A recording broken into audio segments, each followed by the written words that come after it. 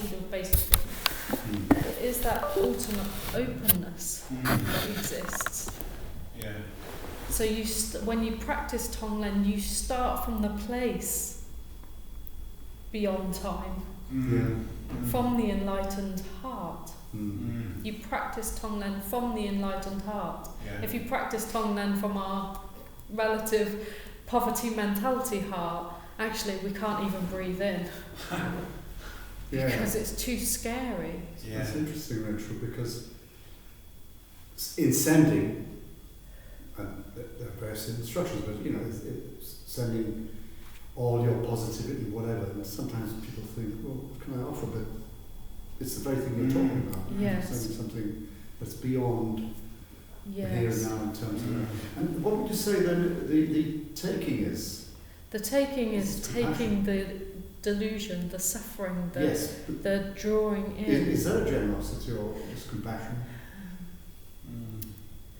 I guess the way Tonglen, because Tonglen works on a visualization sense, it, in an ultimate sense, they're all the same thing.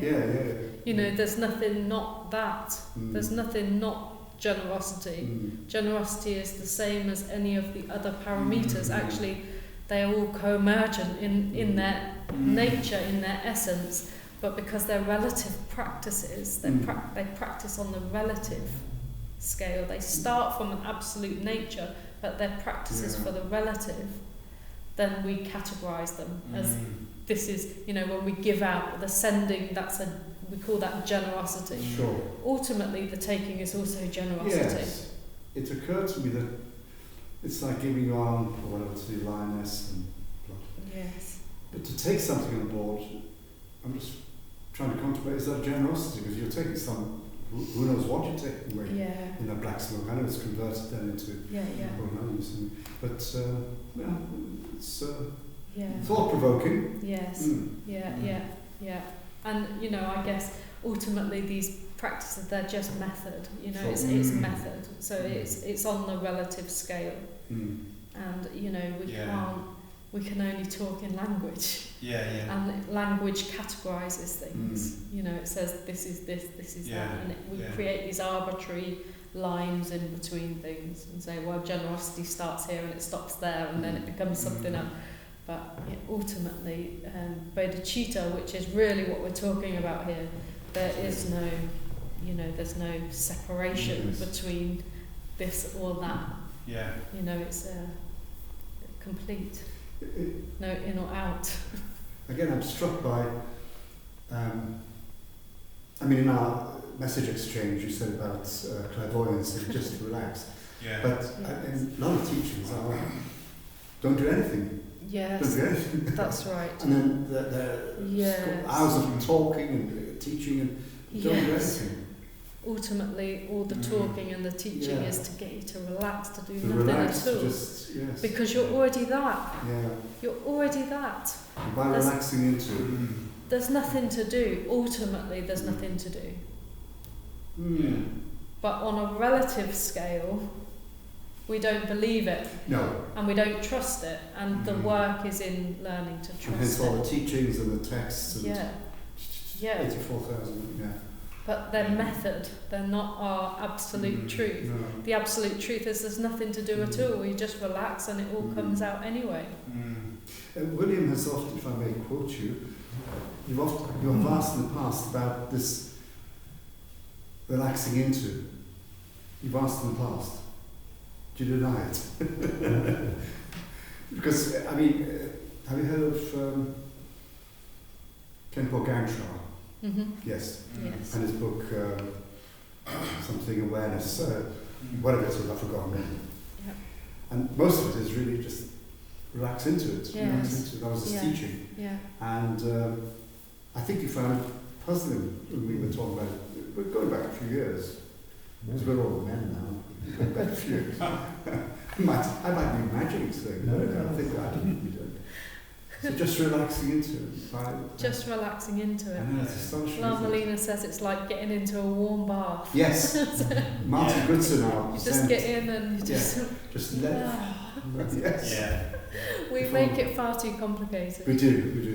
And yeah.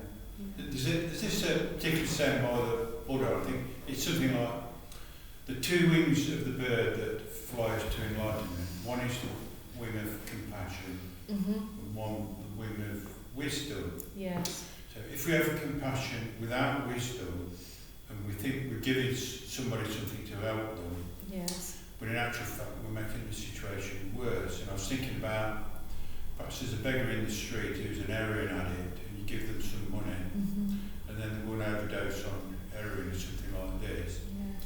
So quite often we don't really know how to truly help somebody because we lack wisdom.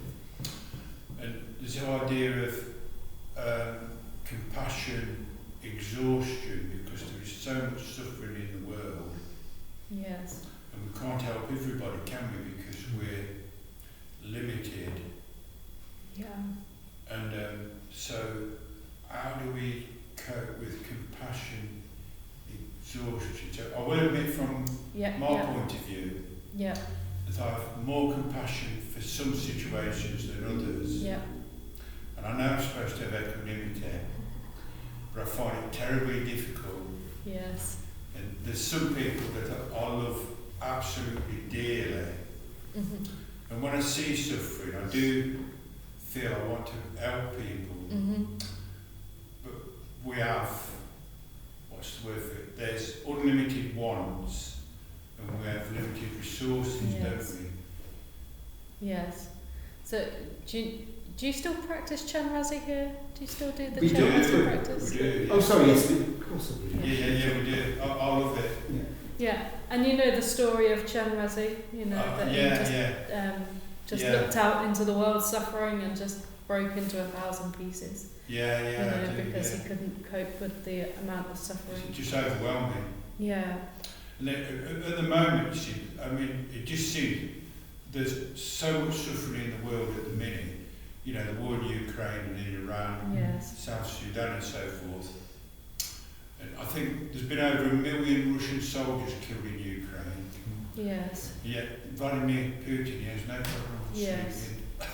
Yes. It doesn't seem to care, does it? It's overwhelming. That overwhelmedness is good. To be able to really touch into the heart. To be touched by it. Yeah. To touch into the heart, we have to allow our heart to become tenderized. And often it's this overwhelming sensation that we run away from. And so practices like Tonglen, they're actually teaching us how to go into them. Because it's in that cracking open of the heart. The cracking open doesn't happen because we just touch it very lightly. The cracking open happens because we've become overwhelmed. So we actually have to become overwhelmed. Oh, that's interesting. And this is bad news because none of us want to do that. No. So before we get to that place, what can we do to give us enough courage to be able to become overwhelmed? And so all these other practices are about, again, not just developing confidence in our basic goodness, but also developing courage to allow our heart to crack open. And so the wisdom aspect, when it comes to compassion, the wisdom aspect is to know that that's what has to happen first. To understand that we have to, first of all, develop a confidence in our basic goodness. Because if we really, truly understand basic goodness, we know that nothing can overwhelm us. How can anything overwhelm the Buddha? You are the Buddha. Yes, I see. But you have to have trust that you are the Buddha first. You have to trust it, You have to understand that. You have to really trust that. Because if you really trust that, then you can take in that suffering. Because it's not getting stuck anywhere. There's nowhere for it to get stuck. It's like what I was just saying to Bob. You know, if you don't trust that, you can't even breathe in.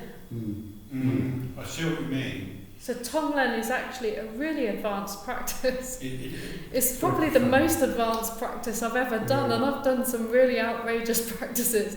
But Tonglen, you know, to really do that one moment of Tonglen, to really do it. It's very beautiful. It's a lot. I must mention that there's a particular friend of mine, he's an alcoholic, he's one of my biker mates, and the reason he's an alcoholic is his first wife was a heroin addict, and he came home from work and he couldn't, she was comatose on the sofa, and he couldn't wake her up, and he turned her over, and the baby was dead underneath her. She'd gone comatose. And So she was pregnant? No, it was a live baby. It was a live baby. Oh, I see. And I think, and he was say himself, he drinks to block that out. Yes. But it doesn't fall in the gutter. I really like him. He's a really nice man. And I totally understand why he does that. Yeah. And I was reading about Carl Jung. He was treating the guy who went on to found Alcoholics Anonymous. And he says something like, the Romans called strong drink spirits because the alcoholic has a spiritual thirst that they can't slake, so they keep drinking. So I'll go in the pub and I'll buy him another pint, and he buys me one. I'm a moderate drinker. But I can see how, if your life became so painful, you have to find some method to treat the pain. So it's almost, with the alcoholic, it's like self-medication, isn't it? They couldn't take psychiatric medicine, I don't know. But he's a really nice man, and I really like him, you know. Yeah. But it's very sad, isn't it? Yeah. And I guess the trick here is to recognise how we're all doing that. Yeah. To a varying degree, we're all doing that. We're we all are. numbing out from that. Yeah, we are. It's we're true. all numbing out. Yeah. And we all have our ways of numbing out, and they might be different. No. I normally just have a pint of beer. Yeah.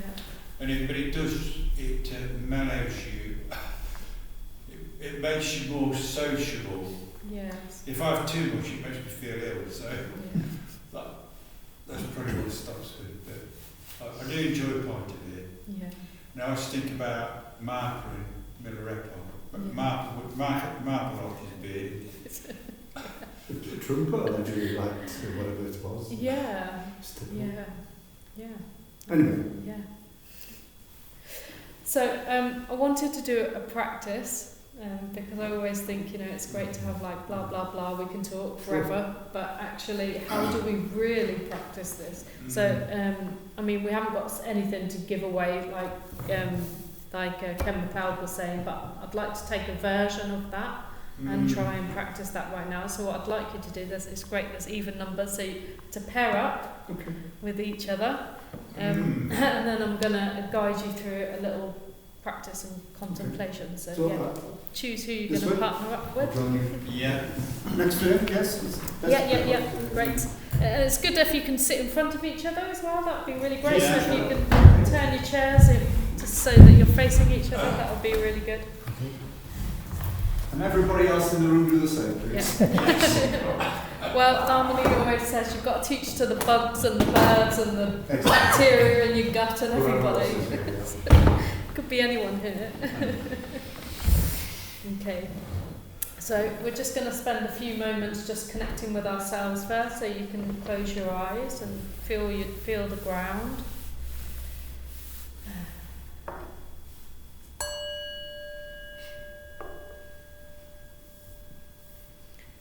So having a sense of the ground beneath you, the sit bones on the chair, your body, the space around you.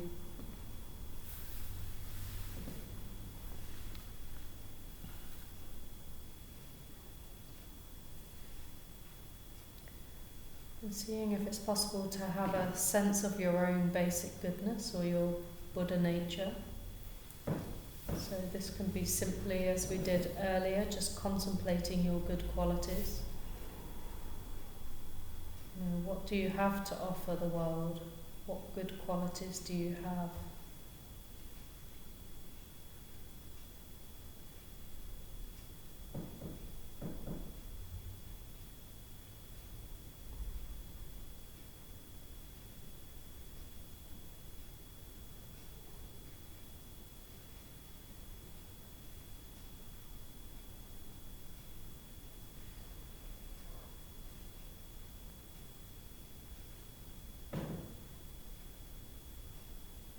I'm really seeing if it's possible to feel these qualities, feeling with your heart.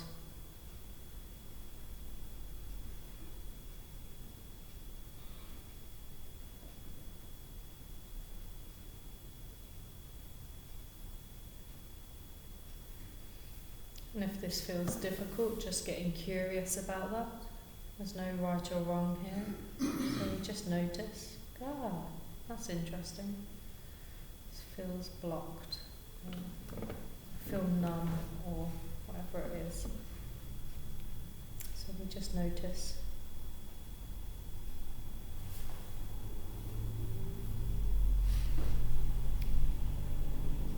Then I'd just like you to open your eyes and look at this person in front of you.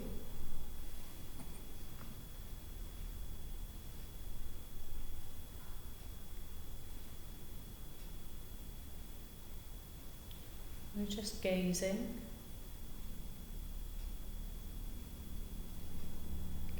at this marvellous human being in front of you.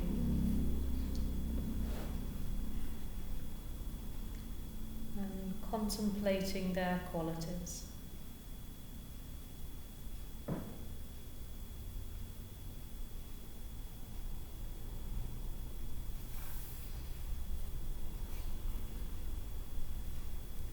What do you see in this person, this marvellous human being in front of you?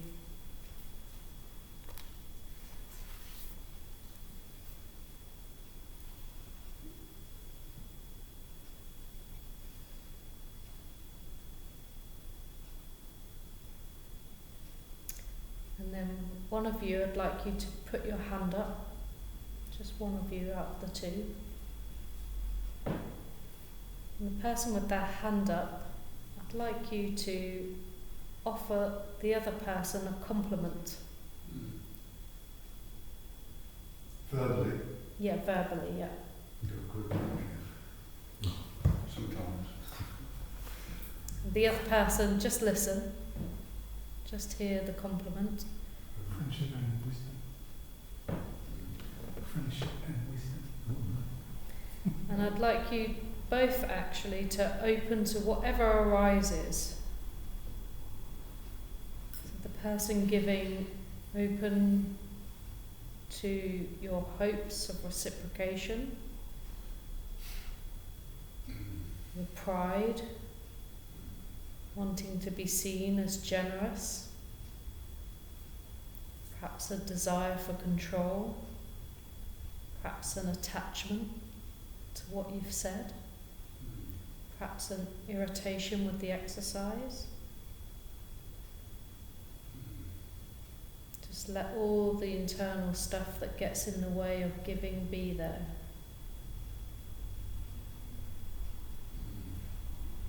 Any physical or emotional sensations that you feel, any stories and associations.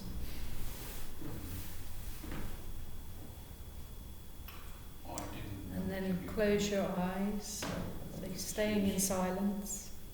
Close your eyes again.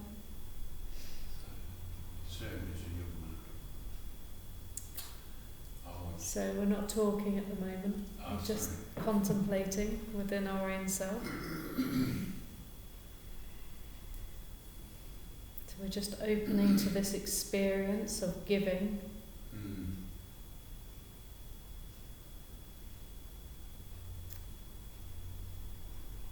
And then the person who just gave the compliment, I'd like you to stand up and swap over. So if you gave the compliment, come and sit over here, and were you the one to give the compliment? Yeah. You go and sit over there. So if you received the compliment, stay sitting. Oh, stay sitting. If you received the compliment, stay sitting. Yeah. The person who gave the compliment, swap. Oh, yes, I see what you mean. Otherwise it gets confusing. Yes. And again, just close your eyes. Come back to just sitting. Come back to yourself, feeling the ground. Feeling your body.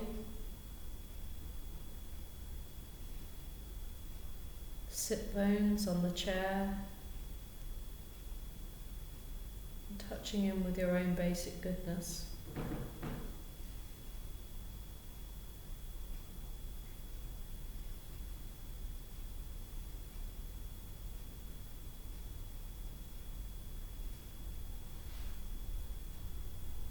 Noticing your own good qualities.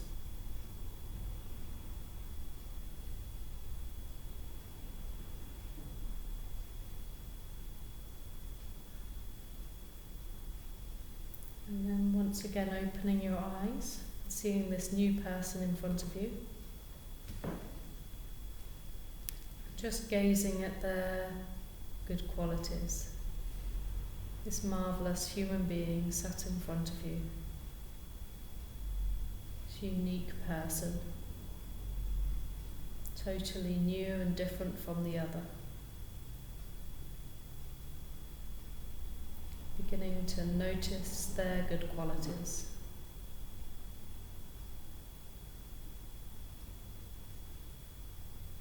Whatever you see in them.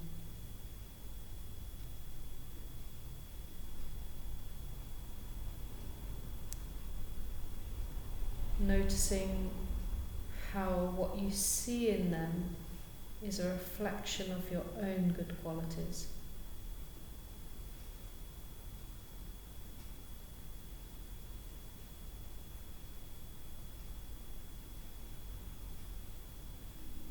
And then the person who received the compliment, it's your turn to give a compliment.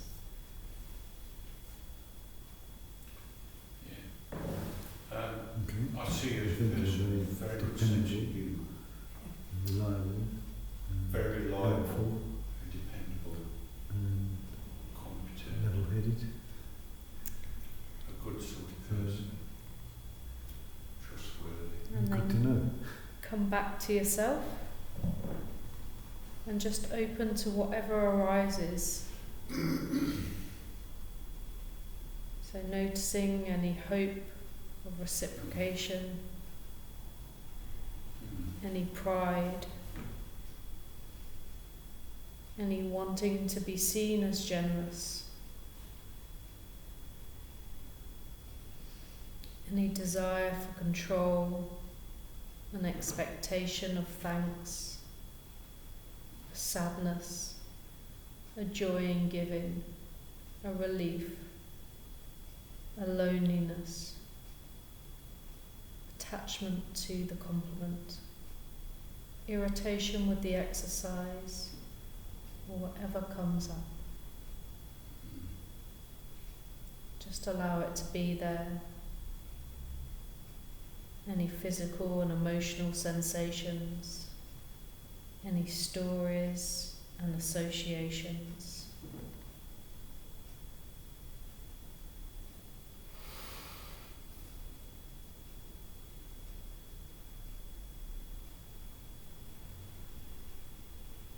And then just close your eyes again. Come back to yourself. Feel the ground.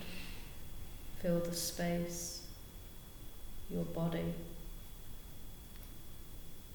And just contemplate who gives. Do not answer. Do not think about it. Just stay with the question. Who gives?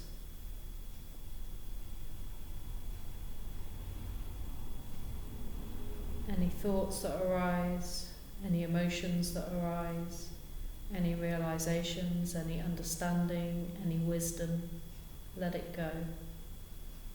Come back to the question, who gives?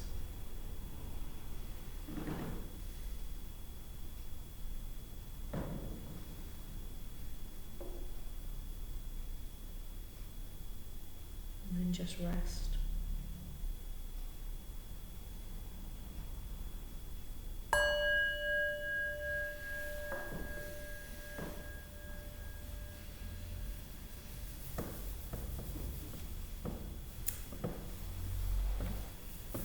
Was it? How did it go? I thought it was thoughts? I thought it was quite nice. Nice to give, nice to receive. Both, really. Yeah. When I was a young man, I didn't want to be good. 'Cause I used to like the Rolling Stones, and I wanted to be a rebel. And I was a little bit naughty, I suppose. I was in a motorbike gang. I still am, by the way. And I wasn't dreadful, but I was asked to leave the Baptist chapel when I was 14. I've told you this before every time. Because I was asking very difficult questions that they didn't like, and I was asked to leave. And I left, and I felt pleased that they'd thrown me out, threw me out with my mate. And I wanted to be a tearaway when you're a young man. You don't want to be the goody-goody, you know, the swot who's the teacher's pet or anything like this. But despite myself, I realised there's some goodness there. Mm. And I do feel compassion. Mm. I think this has come as I've matured. So I started meditating. I was 38. I'm nearly 80 now. And we recruited this Asian chap as an accounts assistant. I worked for a transport firm. And he told me that his guru was coming from Gujarat in India to Leicester. And I said, that's really interesting, I'd like to meet him. And he says, yes, come along. This was August 1985. And I went along to, it's in a terraced house in a back street in Leicester. And it was a hot day, it was August, and they've got a coal fire, we all had coal fires, and the guru sat there, and Arish introduced me. He was an Indian guru, he didn't speak English, and Arish translated for me. And the guru smiled and he meditated. And supposedly he sees your past karma like looking at a TV screen. And he smiled and he asked me to recite a mantra, a Gayatri mantra for 10 minutes a day. And he got a bottle of tap water and he blessed it with a special mantra. And he asked me to take a teaspoon before I fell asleep and a teaspoon before I got out of bed.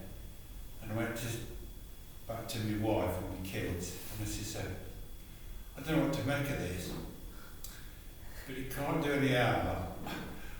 So I did it and I was astonished at how peaceful my mind started to go. And it totally changed the way I framed things from being sometimes quite an angry person. And I got on better with people, didn't get angry so much and so forth. And it really totally changed my life. And then 30 years ago I moved to Northants with a company and been advertising Buddhist classes and thought, oh, I'd like to know more about this.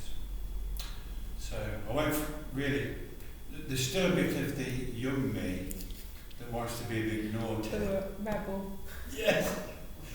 It's still so, and I still have the same sort of interest, but don't really want to be a goody-goody, if you understand what I mean.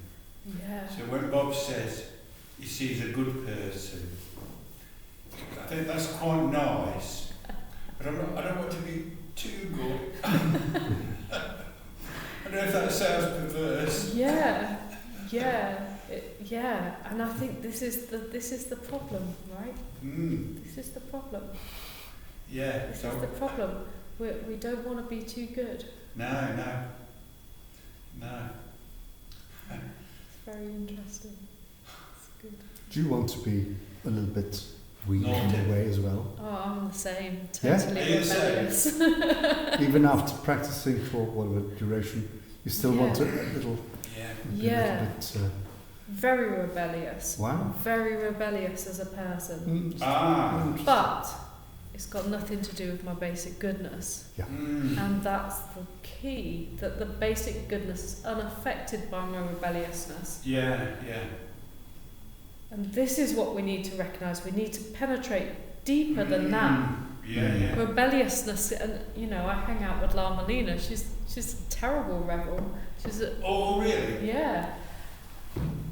It's unaffected. Your basic goodness is unaffected. I really like Martha. Because Martha was a farmer, wasn't he? And he liked his beer.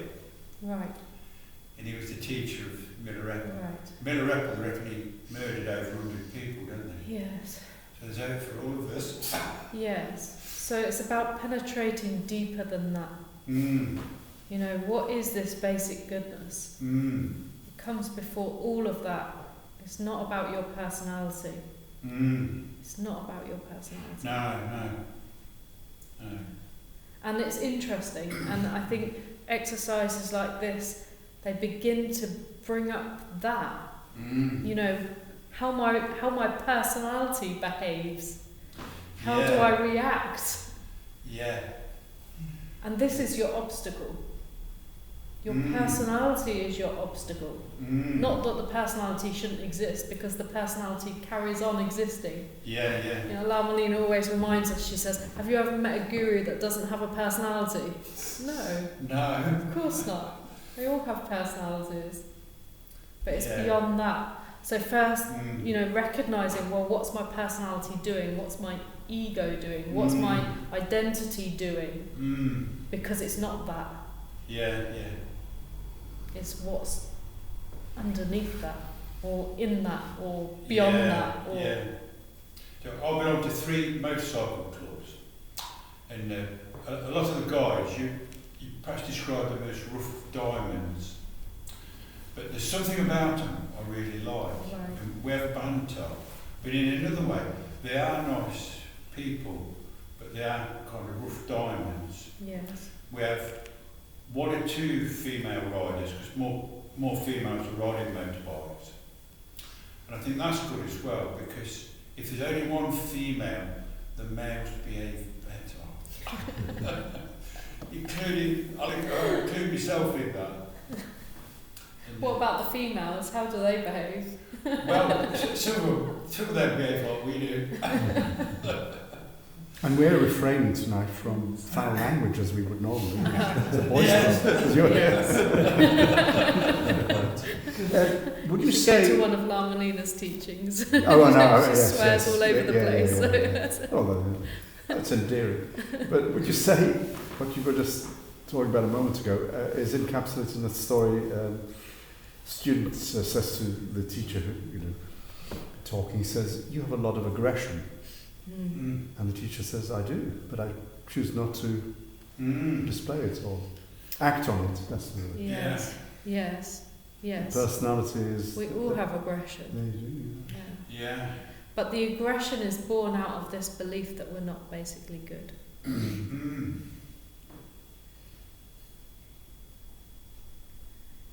The fundamental nature of our being, our goodness, our basic goodness, our Buddha nature doesn't have aggression. The aggression is born because we don't believe it. And you can check, when you feel aggressive, you can check. What happens if I believe I'm enlightened? You can play with this, Tantra, this is what Tantra does. It plays with this concept. Tantra, It plays with the concept.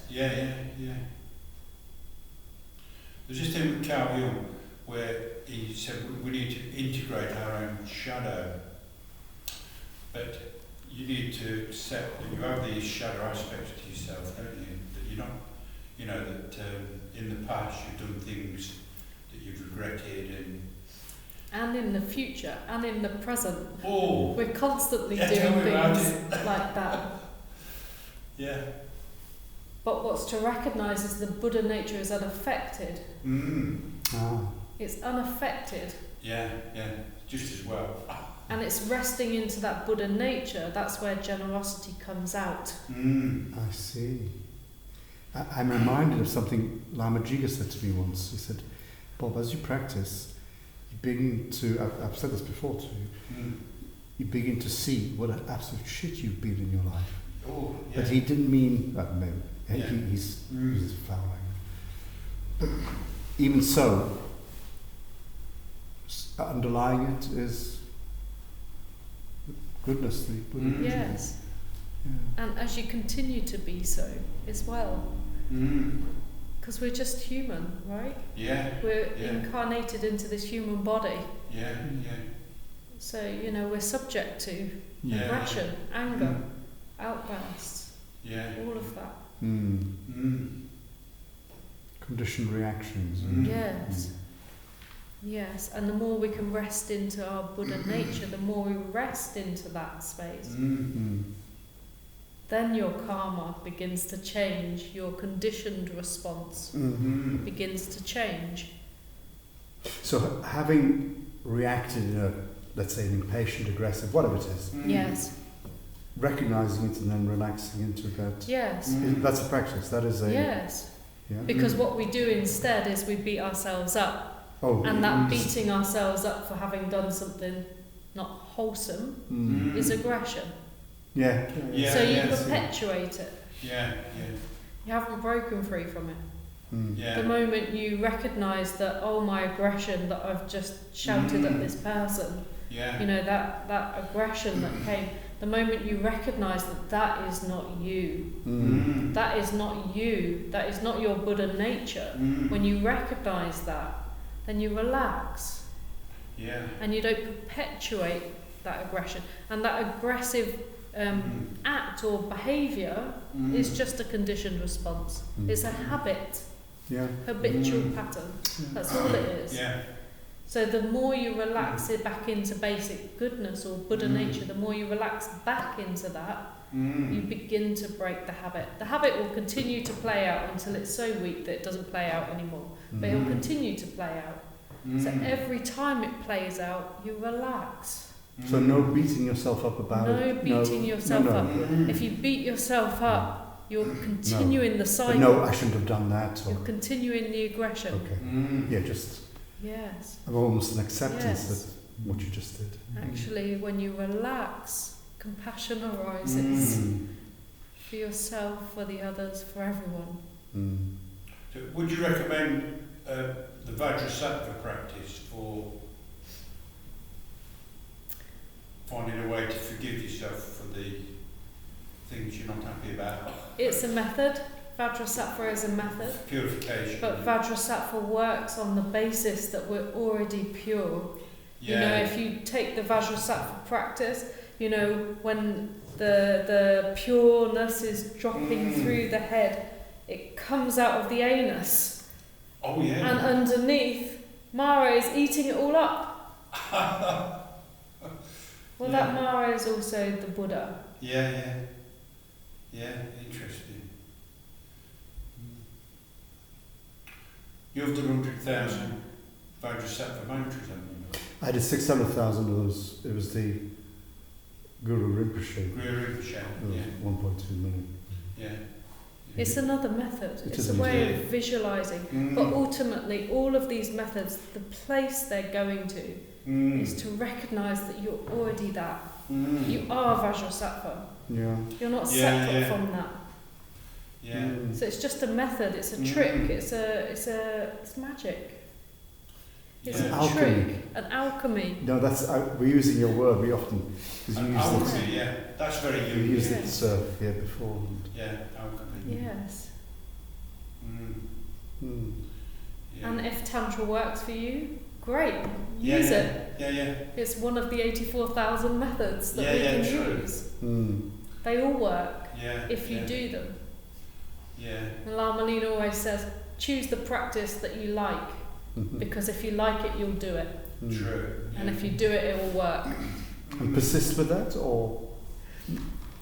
I don't know, I've got ADHD, I don't persist with anything. I do things and then I get bored and then I'll do something else and I get bored. But when I do it wholeheartedly.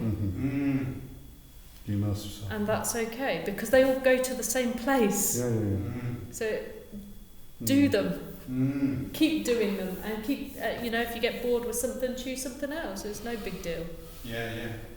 As long as you're doing something that's going to start to cut through, erode this sense that we have, this poverty mentality that we're not that. Yeah. No, I asked it because of Trungpa and his spiritual materialism that people seek, and then they move on and become a monkey mind. But even so, working on something that is agreeable. Yes. Or, I think it's helpful to have good teaching that allows you to cut through. Or a good teacher that helps you cut through. You know, Lama Lena called me a flappy fish the other day. I was flapping around. Stop being a flappy fish. You talk to her online or by phone? Yeah. So if you've got a good teacher, they're able to tell you to stop flapping or not flapping or whatever. So that's almost a telling off-ish. No, have you ever been, I'll use the word offended, but have you ever been taken aback by what she said to you? With what Lama Lena, not what Lama Lena says, and I think, no, not really. Not. I find it funny what she says, and I trust her. Right. I trust her. Yeah. I know that she's not there to hurt me. She's there to help me. But sometimes they can be very I've direct. had other lamas that have been really I've walked away from lamas, just because what they've said is like, oh, I can't take that. It's like, no, oh, right. I can't take that. And then going away and finding someone else to practice with, and years later you go, oh, they're right. Yeah. Well, Lama Juga said to me, he said, Dalai Lama, lovely person, all that, but he said, do you think he's like this to his students? Yeah. He'll give them shit if they... I don't know, but sometimes it's good to be shaken up, or maybe... No, it is really good to be shaken up.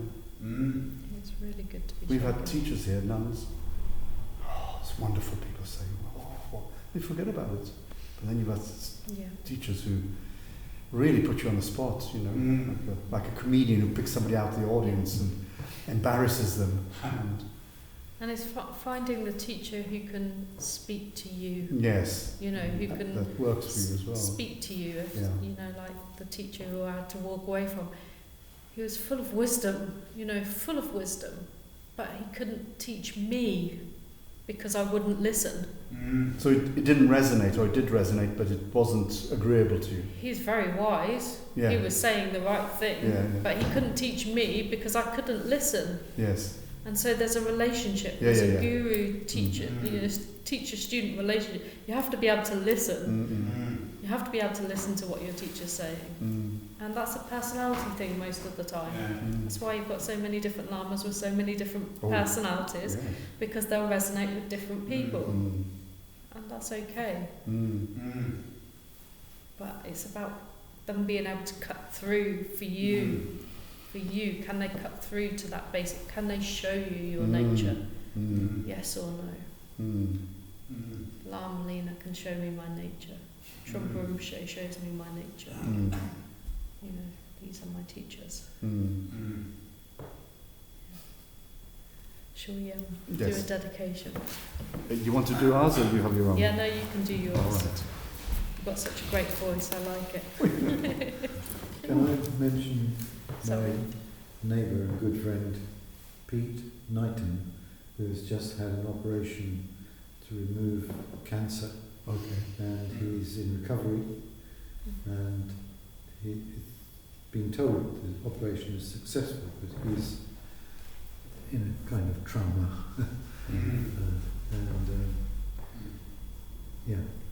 hopefully recover. I don't know if it's your plans, so we actually mention people or animals before we do the... In which case I'd like to mention my wife's cousin, Arthur Hamill, who died today, and All beings who are suffering, either physically or mentally, may they overcome their suffering or at least be able to face it. Om Yunamni Dam Chedivani Topneni Bedranam Nam Jenai Jegananji Palabrupai Vipe Sole Droa Droa. May whatever benefit that arises from this practice go to the benefit of all sentient beings, stirred by the waves of birth, sickness, aging, and death. May they be free from the oceans of samsara.